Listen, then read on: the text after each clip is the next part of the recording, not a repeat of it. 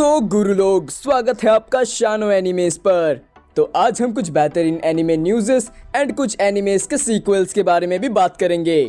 तो अब हम बात करते हैं कुछ ओल्ड एनिमेस के ऊपर जिन्हें एयर हुए सालों हो चुके हैं, जिसमें से पहला एनिमे आता है ओरेगायरू और इसे एयर हुए 10 साल हो चुके हैं। और अगर आपको इस एनिमे के बारे में नहीं पता तो मैं बता दूं कि इसे ग्रेटेस्ट रोम-कॉम एनिमे में गिना जाता है, या फिर ऐसा मान सकते हो कि ये ज्यादातर लोगों के लिए नंबर 1 वाली रोम-कॉम एनिमे है। तो आप अगर रोम-कॉम एनिमे फैन हो तो इस एनिमे को जरूर चेकआउट करना। तो हमारी अगली खबर आती है heavenly delusion and hell paradise anime के ऊपर, क्योंकि इन्हें एयर हुए 2 साल हो चुके हैं। बट जो अपने हेल पैराडाइज वाले फैंस हैं उनको तो लंबा वेट करना पड़ रहा है सीजन 2 के लिए। बट ये भी कंफर्म है कि सीजन 2 2026 जनवरी में एयर होगा, जो कि माप्पा ने कंफर्म कर ही दिया है। मुझे बुरा तो अब हेवनली डेल्यूजन के लिए लग रहा है, क्योंकि इसकी किस्मत हमारी फूटी किस्मत के बराबर है। तो इस एनीमे से हमें कोई अपडेट नहीं मिली। क्या ये प्रोडक्शन में गई है, इसके बारे में भी हमें कोई अपडेट अभी तक नहीं दी गई है। और अब हमें कितना वेट करना पड़ेगा इसका तो मैं कुछ कह भी नहीं सकता। तो चलिए अब हम आगे बढ़ते हैं अपने नेक्स्ट खबर के ऊपर। तो फाइनली एक ऐसे रोम-कॉम एनिमे का सीक्वल आने वाला है जिसका इंतजार सभी कर रहे थे, इवन मैं भी। मैं बात कर रहा हूँ अ कपल ऑफ कुकूज के सीजन 2 के बारे में। तो फाइनली इसका टीजर रिलीज हो चुका है और इस एनिमे को शेड्यूल किया है जुलाई 2025 में। और ये शौक होने वाली बात नहीं है, मैंने पहले ही बताया था कि जितने भी एनिमे के सीक्वल्स आ रहे हैं वो शायद जुलाई में ही रिलीज होंगे, यानी कि समर में ही। और इसमें आपको शायद 13 एपिसोड देखने को मिले।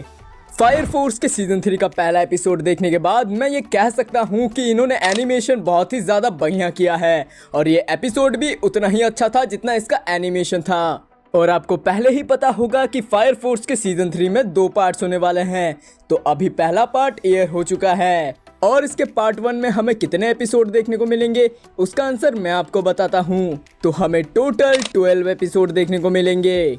तो और एक बात, तो अगर आप एनिमे के सीक्वल्स देखने में इंटरेस्टेड नहीं हो तो कुछ और भी एनिमेज आने वाले हैं, जैसे कि मैड हाउस से आने वाला है डिनर टेबल डिटेक्टिव। तो अगर आपको सीक्वल्स देखने का मन नहीं करेगा तो आप इस एनिमे को जरूर चेकआउट करना।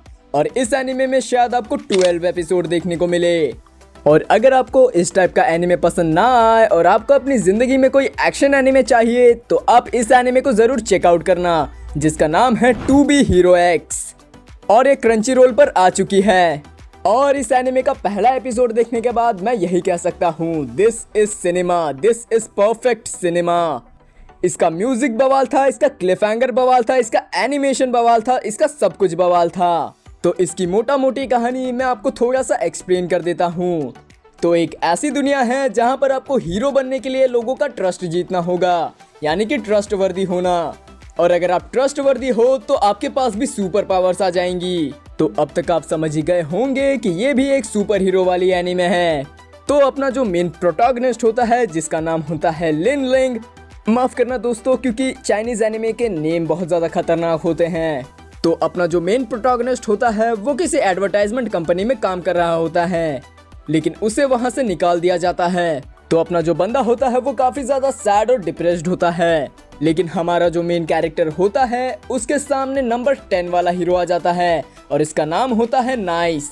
और इसे लोग सबसे परफेक्ट हीरो मानते हैं, लेकिन गड़बड़ी तो तब बढ़ जाती है जब वो उसी के सामने सुसाइड कर लेता है। तो जो नाइस के लोग होते हैं वो अपने मेन प्रोटैगनिस्ट को ही उठा लेते हैं, मगर जो नाइस की इमेज हुई होती है उसके लिए उसे खुद नाइस बनना पड़ता है। और अब वो उसकी इमेज कैसे बचाएगा ये तो मिस्ट्री है ही, लेकिन ये भी मिस्ट्री है कि नाइस मरा क्यों।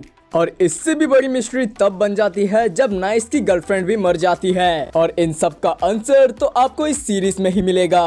और हाँ, शायद आपको इसका एनिमेशन थोड़ा सा आर्केन टाइप का भी लग रहा होगा, लेकिन मुझे जहाँ तक लगता है कि इसका एनिमेशन सबसे बढ़िया होने वाला है, यानी कि आर्केन से भी ज्यादा अच्छा। और वैसे भी ये एनिमे हमें लंबे समय तक देखने को मिलेगा, क्योंकि इसके टोटल एपिसोड 24 होने वाले हैं। और हाँ, अगर आप इस सीजन कोई एनिमे देख रहे हो तो उसे अभी ही ड्रॉप कर दो, क्योंकि अगर आप इतनी अच्छी एनिमे को अगर मिस कर रहे हो तो आपके लिए ये पाप ही होगा। और जहाँ तक मुझे लगता है कि ये एनिमे 2025 की सबसे बेहतरीन एनिमे और सबसे बेहतरीन एनिमेशन वाली एनिमे होने वाली है। और अगर आपने इसे देखा है तो प्लीज़ मुझे कमेंट में ज़रूर बताना। लेकिन मुझे मेन प्रोटोगनिस्ट के लिए तो बहुत ही बुरा लग रहा है। बेचारे का कहानी शुरू होने से पहले ही ख़त्म हो गया, यानी कि लव लाइफ की बात कर रहा हूँ कमीनो। वो तो हमारी भी ठीक नहीं है। और अपनी जो लास्ट खबर आती है वो है गोट पीस के ऊपर, यानी कि वन पीस एनिमे।